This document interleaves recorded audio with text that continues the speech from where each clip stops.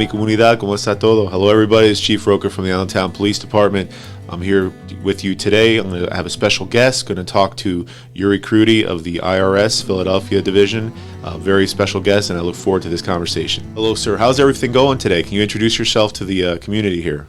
Chief Roca, hi. My name is, as you mentioned, Yury Kruty. Thank you so much for having us. I'm the current acting special agent in charge of the Philadelphia Field Office of IRS Criminal Investigation. My permanent position is the Assistant Special Agent in Charge in the New York Field Office, but this is an amazing opportunity, and thank you very much for inviting us to come here to talk about what we do and some of the things that we've been seeing lately, so we can let your listeners know what to look for to make sure they don't fall for any type of scams that are currently out there. Not a problem. For the viewers and listeners that are out there that are not familiar with the Internal Revenue Service, how does it work? So Internal Revenue Service has over 70,000 employees in the United States and actually overseas. A small portion of it is the Criminal Investigation Division, which consists of about 3,000 employees. Of those, about 2,000 are special agents like I am. We conduct criminal investigations of crimes relating to the Internal Revenue Code, as well as other financial crimes like money laundering and bank secrecy, fraud, and things like that. But our biggest focus is IRS criminal investigations. As in our name, we work tax cases. We're the only federal law enforcement agency out there that can work criminal tax cases and prosecute them. I imagine many of these cases are pretty complex. Yes, a lot of our cases are financial investigations. We follow the money, and this is our specialty. Gotcha. Can you talk to me? I see that in your bio that you have served overseas. Can you tell me about that experience and how that has shaped your career or your profession? Absolutely. So one of the unique things about our agency is that we have 11 posts overseas where we have special agents that work there, and they're called attachés and deputy attachés. One of those posts is Frankfurt, Germany, and I was there for 2 years. After being a supervisory special agent, I got promoted to being an attaché, and the attaché position has been by far the best position I've held so far with the government. I've been with the government for over 20 years. And our attachés overseas, like I mentioned, 11 posts, their job is to support agents in the U.S. with investigations. So if somebody's looking for a witness that's located in a foreign country, if somebody's looking for a criminal target that we want to arrest and go through the procedures of bringing them back to the U.S. so we can prosecute them, that's what our attachés do. They go out and they find the witnesses, they conduct arrest warrants, they conduct search warrants in working with those foreign law enforcement partners. And as being in the Frankfurt post, I covered 54 countries. So it was a very busy 2 years because every time something comes up, I was the representative that had to go there, that had to talk to the local police, talk to State Department, and make sure we get what we need so we can push our investigations to a completion here in the United States. That's very interesting to me. And in your role as an attaché, were there certain requirements that you needed to speak another language, have certain skill sets or training that you needed to bring to the table in order to fully do your job? So something unique. So after being an attaché, I became a director of our international operations for 3 years after that. And so I got to see from a different angle. There's a preference that you have a foreign language. So for example, because I worked in Frankfurt and some of the 54 countries that I covered, they spoke Russian. It was very helpful for me that I could speak Russian. So when I was there, more than half of my work was in Russian-speaking countries, especially the former Soviet Union. And so I got to use that foreign language a lot. And unfortunately, sometimes we don't have people that speak the foreign language, so it makes it a little bit harder to do it. But we have a lot of help from State Department, from translators that they hire full-time, and we're able to use those translators sometimes. But as you know, I heard you speaking Spanish. It's a big help, and I know our agency, especially here in Philadelphia, is extremely thankful to your office because you guys have provided Spanish-speaking officers to us when we do investigations, when we do arrests, when we do operations, and it's been extremely helpful for us because we just don't have as many people that speak the foreign languages that we need, especially when we go out and do our investigations. So thank you. No, not a problem. Absolutely. And glad to help anytime. I think one of the things that I'm seeing and I'm noticing is that it's important to be able to communicate. And that sometimes is in a foreign language, and it kind of opens doors probably to get that information so that your job can do well, not only about the job, but connecting with people, building those relationships, making sure that people know that there's justice that's going to be found in this. And that kind of brings me to the mission of the IRS. What would you kind of classify as the mission of the IRS in this process? So our primary mission is protect the integrity of the tax system that we have. So our jobs are to, as I mentioned, conduct criminal investigations of the Internal Revenue Code and also other financial crimes. And our goal is to foster confidence in our tax system and also make sure that people comply with the law. And you mentioned something, talking about international and having a chance to work overseas. I learned that there's plenty of countries that don't have a criminal tax code. So if somebody evades taxes, for example, millions of dollars, all they do is get a fine. And so a lot of people choose to avoid paying taxes or evade paying taxes because they know that the fine is very minimal. In the United States, people know that they're going to go to jail. And that's one of the things that we do is put people in jail for doing schemes and tax evasion schemes. And so it's very tough seeing it overseas because people they're not afraid to not pay taxes. In the U.S., it's nice to have the criminal code and have the special agents that go out and do these investigations because a regular citizen that watches the news and sees people getting arrested and going to jail for not paying their taxes while they're paying their taxes, I think it fosters confidence in our people, and it makes people maybe more interested in complying with the tax laws because they know the consequences. And that's one of the nice things about living in the United States and knowing that there's rules here that everybody has to follow, not just certain people. We have a society of laws, if you will. Yes. Now, that being said, and about the investigations, is there anything that the IRS Criminal Investigations Division has done within the Allentown, Philadelphia area, the types of cases that you possibly have investigated in the past? So actually, we've had a couple of cases that I want to mention here. One of the cases took place in March of 2021. It was a subject that resided in Allentown, and she was sentenced to 75 months prison time. She was doing she was obtaining fraudulent treasury checks by stealing identities from other individuals and filing false tax returns and getting money from them. And she got between $550,000 to $1.5 million. And she was sentenced to 75 months in prison time. So that's a pretty significant sentence, and hopefully it discourages people from going out and doing things like this. And unfortunately, a lot of these crimes happen in certain communities because people gain the trust of other people, and they're able to obtain their identities, and they just use their identities without their knowledge to get these fraudulent checks in other people's names. And it's very hard, especially for somebody who has their identity stolen and someday find out that the IRS, that they owe the IRS hundreds of thousands or sometimes millions of dollars because somebody took advantage of their information. And a lot of the people in these cases are hardworking people Yes. that work hard, and I'm kind of blown aback by you. I think you said $550,000 to $1.5 million in losses that occurred in this particular case. So it is something that is impactful for the community. What other cases can you talk about that have occurred here? So we actually had an attorney in this area that ran a law firm and had employees there. And from approximately 2008 to 2015, all the employees thought that the taxes that they're withheld in their paycheck. So when you get your W-2 at the end of the year or you get your pay stub, you see all the money that was withheld that's supposed to go to Medicare, IRS, Social Security. They thought for years all those taxes were being withheld, so they assumed the employer was sending them to the agencies where they need to go to. And unfortunately, this individual did not forward those funds. And even though these people felt that they weren't getting credit for it from the IRS. This is for their pensions, for their Medicare, for all these things. And for years they worked there.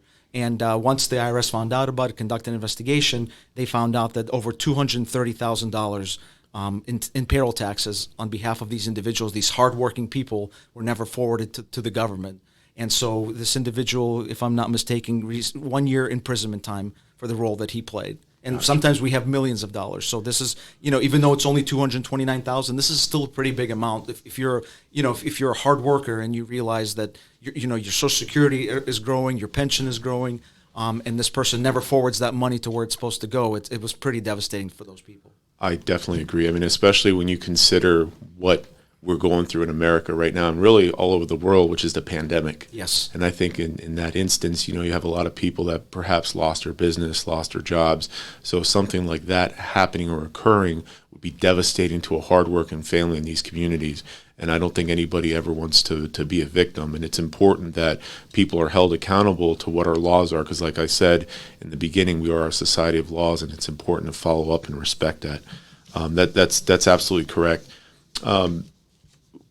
What are some of the things, what are some of the cases that that the IRS has done in here in like cooperation with the police department here in Allentown. And that's a big thing. I'm glad you mentioned that.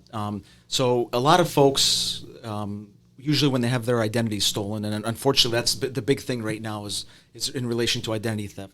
One of the first things they do is come to the police department, and that's what we've had here. We've had multiple folks come in to Allentown Police Department and provide information that their identities were stolen and they were used for fraudulent tax returns, which is exactly what people should do. That's the first place they should go. And the officers here reach out to us and let us know, hey, we've got somebody here that came in and reported that their identity was stolen and was used to, for multiple things, including for the filing of potential fraudulent tax returns. And so it's a referral that comes to us, and then we have special agents that will reach out to those individuals. And if it's to the level that meets our criteria, we'll actually conduct a criminal investigation. And we've held multiple investigations where we've even utilized your officers to come with us, and even for like Spanish skills, and helped us out to do those investigations. So it's been very helpful to us. And that's perfect. And some of these scams that happen, can you discuss some that possibly the public should be aware of, maybe something that they're seeing, or maybe they're hearing friends or family talking about, hey, this happened to me and I don't think it's quite right. Perhaps you could shed some light on some of the scams that are out there that people could be on the lookout for. Absolutely. So the two big scams I want to talk about right now is something that everybody's been hearing about. So the first thing is involving the economic impact payments or stimulus checks that we see on the news almost on a daily basis. So we've just received a third stimulus check for children.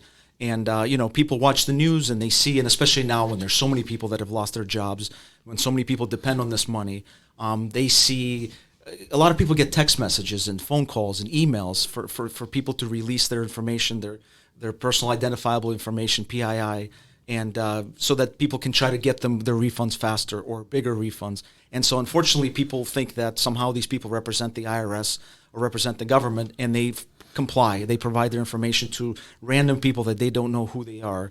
And those people unfortunately take advantage of those situations. For the stimulus payments, stimulus checks, IRS does those automatically. They either mail the check based on your last tax return filing, or they will direct deposit the money into your account. And again, they already have all your information. So there's nothing that you can really do to make it go faster. There's a system and it works. However, people fall for it. So what happens is, number one, IRS is not going to call you over the phone. IRS is not going to text you. IRS is not going to email you and ask you for your information, for your social security number. So that should be the first thing that people should look for, because unfortunately, can we just put an emphasis on that, because that's important. Yes. And Luis, correct me if I'm wrong, but oftentimes we field phone calls from the community about an IRS agent or a government representative calling to talk about you're owed, or you owe the government $10,000 back taxes. There's going to be warrants for your arrest. Can you comment on that, Luis? Yeah, I mean, at the end of the day, we've all gotten those phone calls, and some of them come from foreign countries. Yes. And so, at the end of the day, that's why this podcast is happening now. Obviously, we're here to put out that information, and it's all fraud. And if you look at it lately, if you can look it up on YouTube, there's actually been some cases where they've actually arrested some of those folks. They did some arrests, some big time arrests, where they've had call centers, where they were sitting at those call centers. So the YouTube is there; you can check it out. But yeah, we've all got those calls, and unfortunately, it's a sad day when folks fall for that. So. Yes. And let's say that again for the community about the phone calls and texts, how the IRS doesn't do that. Correct. And another big thing that's, like you mentioned, for people to verify who it is. We've had this happening a lot lately. Even when our federal agents go to people's houses to interview them, and they provide their credentials, they provide their IDs, we still have people to this day that they're very concerned and they won't speak to them. And there's nothing wrong with that. We encourage people to reach out to even the police department, reach out to the police, say, hey, I have this person here. They're claiming to be a federal agent with the IRS. Can you verify that somehow? I had that, Lisa, somebody emailed me on LinkedIn and said, one of your agents, I see that this is a special agent charged with the New York field office, an agent by this name with this phone number came to my house, and I have no problem speaking with them, but please verify with me that they're a federal agent. And so it's very smart. We encourage people to verify. I mean, listen, our federal agents, they have badges. They identify themselves. They'll never come to you and say, "Hey, just speak to me." They dress professionally. But if you don't trust who they are, ask for their supervisor's phone number. Ask for an email address. Every email address that we have ends in .gov. That should be your first clue. If somebody comes to you claiming to be a government employee, there might be instances if they're a contractor, but normally they should have a .gov email address.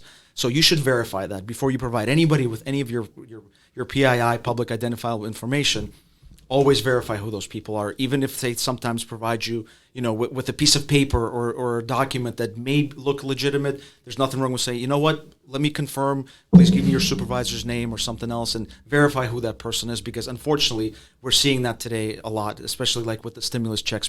Over text message, people will provide their social security number, their date of birth, and they never hear from these people again. And next thing you know, they're finding out that they owe money to the IRS or to other agencies because somebody filed fraudulent returns in their names and received refunds that they didn't deserve. Unfortunately, those refunds in their social security number, in their name, in their date of birth.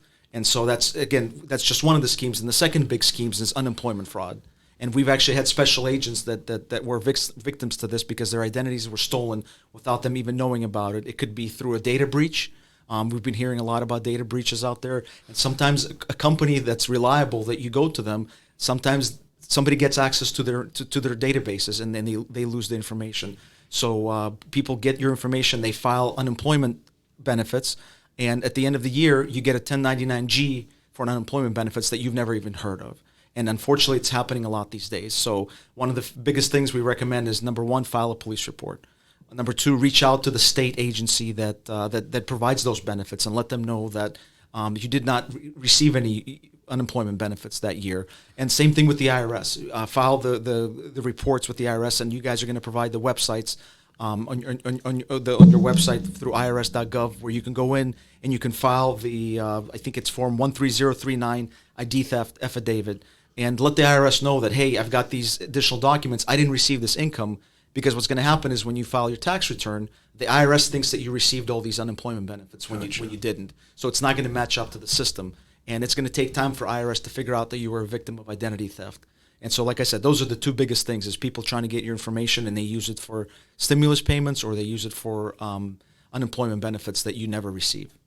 I imagine people will be very upset if they are a victim of this, because it's something that is life-changing. When you worked hard for your money, now all of a sudden you lose a lot of the money, if not all, but a significant amount. And then the people that are choosing to do this type of crime are looking for that scam. So it's important that you said to be aware, to confirm, to verify, to reach out if you're not sure, provide that information.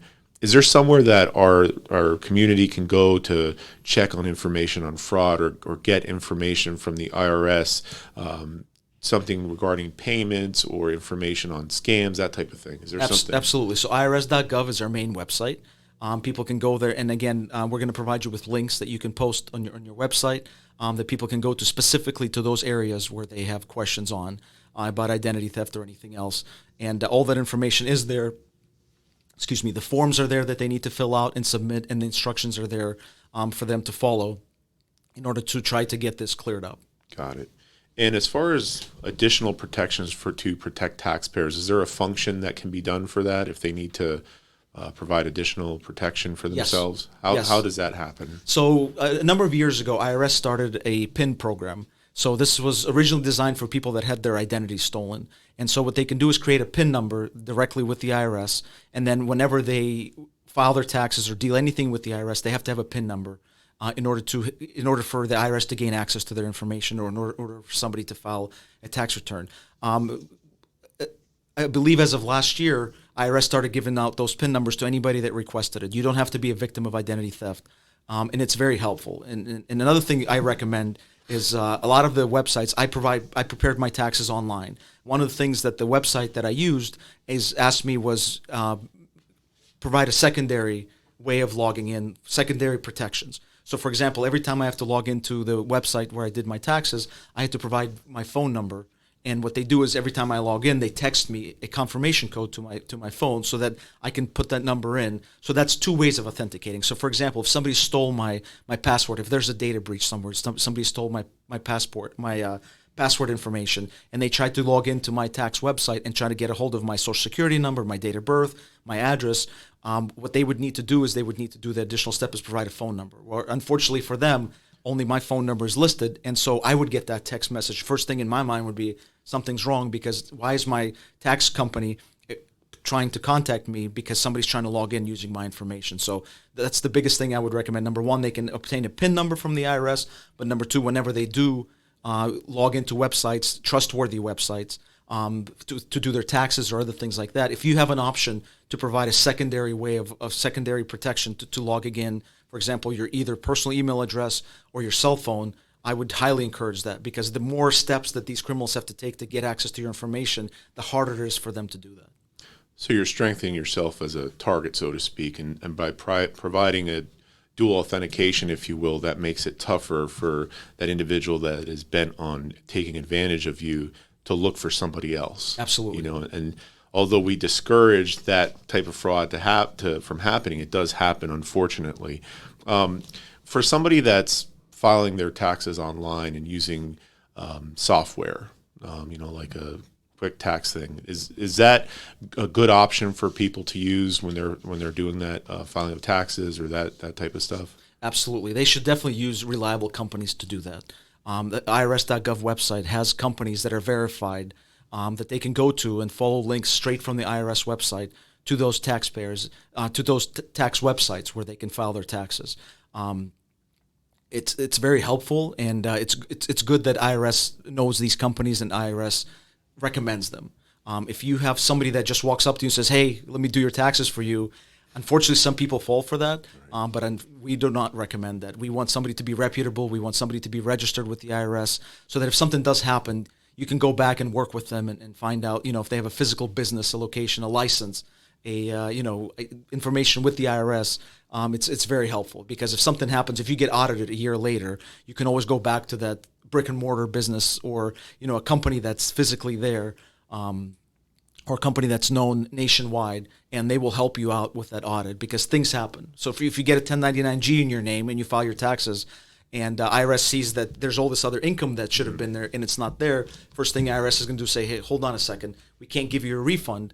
We have to audit your tax return, because according to our records, there's other income that you had that you didn't claim."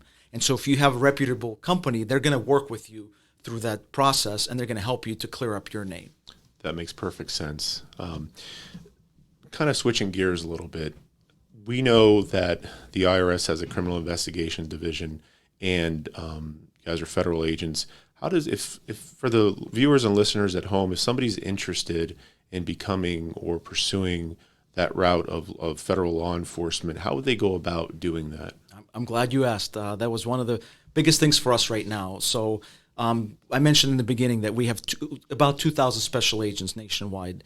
A number of years ago, we were up to 3,000 special agents. So we've actually lost a lot of people to retirement, and we haven't been able to hire that many people back.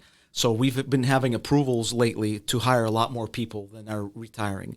As a federal law enforcement officer, we have to retire before the age of 57. Those are our rules. And so what happens is a lot of folks have to retire at the same time. And one of the biggest things we've been doing lately is recruiting and hiring. So as you know, there's a lot of federal law enforcement agencies out there. You've got FBI, DEA, HSI, Social Security, a lot of different agencies. And IRS Criminal Investigations is just one of them.